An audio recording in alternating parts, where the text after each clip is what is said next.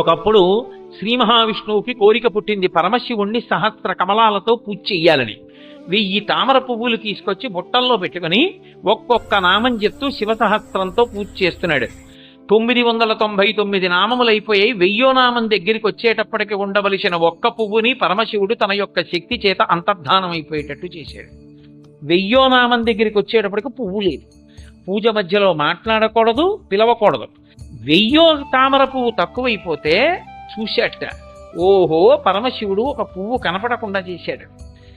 నా కళ్ళు తామర పూలలా ఉంటాయని వర్ణిస్తారు. రామ కమలపత్రాక్ష అంటారు కదా. రాముడు కమలపత్రముల వంటి కన్నులు ఉన్నవాడు. తామర పూలలా ఉంటాయి శ్రీ మహావిష్ణువు యొక్క కళ్ళు. కాబట్టి ఓ కన్ను పెకలించి శివుడి మీద నేను వేస్తానని ఒక కనుగుడ్డు పెకలించి పరమశివుడి పాదాల మీద పెట్టాడు. వెంటనే పరమశివుడు ప్రత్యక్షమై, ఇంత భక్తితో ఇన్ని మాటలు నన్ను సేవించావు కాబట్టి నా శరీరంలో అర్ధభాగం నీకు ఇస్తున్నానని సగం శరీరాన్ని విష్ణువుకి ఇచ్చేశారు. అందుకే హరిహర స్వరూపం అని ఒక రూపం. అందులో శివుని యొక్క సగభాగం విష్ణువు అయి ఉంటారు.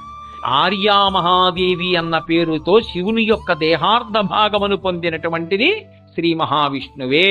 ఒకప్పుడు శ్రీ మహావిష్ణువుకి కోరిక పుట్టింది పరమశివుణ్ణి సహస్ర కమలాలతో పూజ చెయ్యాలని. 1000 తామర పువ్వులు తీసుకొచ్చి బుట్టల్లో పెట్టుకుని ఒక్కొక్క నామం చెప్తూ శివ సహస్రంతో పూజ చేస్తున్నాడు. 999 నామములు అయిపోయాయి. 1000వ నామం దగ్గరికి వచ్చేటప్పటికి ఉండవలసిన ఒక్క పువ్వుని పరమశివుడు తన యొక్క శక్తి చేత అంతర్ధానం అయిపోయేటట్టు చేశాడు. 1000వ నామం దగ్గరికి వచ్చేటప్పటికి పువ్వు లేదు. పూజ మధ్యలో మాట్లాడకూడదు, పిలవకూడదు. 1000వ తామర పువ్వు తక్కువైపోతే చూశాట. ఓహో, పరమశివుడు ఒక పువ్వు కనపడకుండా చేశాడు.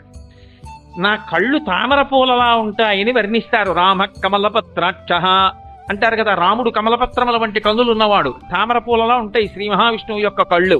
కాబట్టి ఓ కన్ను పెకలించి శివుడి మీద నేను వేస్తానని ఒక కనుగుడ్డు పెకలించి పరమశివుడి పాదాల మీద పెట్టాడు. వెంటనే పరమశివుడు ప్రత్యక్షమై, ఇంత భక్తితో ఇన్ని మాటలు నన్ను సేవించావు కాబట్టి నా శరీరంలో అర్ధభాగం నీకు ఇస్తున్నానని సగం శరీరాన్ని విష్ణువుకి ఇచ్చేశారు. అందుకే హరిహర స్వరూపం అని ఒక రూపం. అందులో శివుని యొక్క సగభాగం విష్ణువు అయి ఉంటారు. ఆర్యామహాదేవి అన్న పేరుతో శివుని యొక్క దేహార్ధ భాగమును పొందినటువంటిది శ్రీ మహావిష్ణువే.